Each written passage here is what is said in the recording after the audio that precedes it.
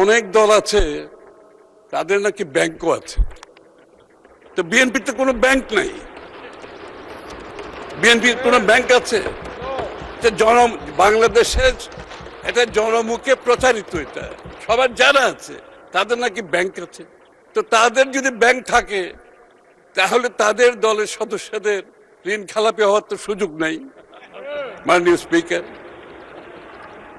এমনকি এই একটু আগে আমি একটা বিল এনেছিলাম, ওই বিলের সময় অনেকে বলেছেন যে এখানে এই যে বয়সটা বাড়ানো হচ্ছে, এখানে বোধহয় পছন্দের কাউকে দেওয়ার একটা সুযোগ সৃষ্টি করার জন্য।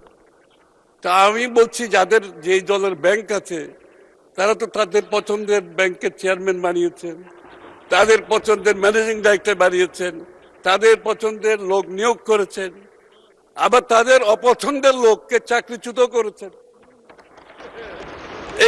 এই কাজটি তো মাননীয় স্পিকার বিএনপি করতে পারবে না, সেই সুযোগও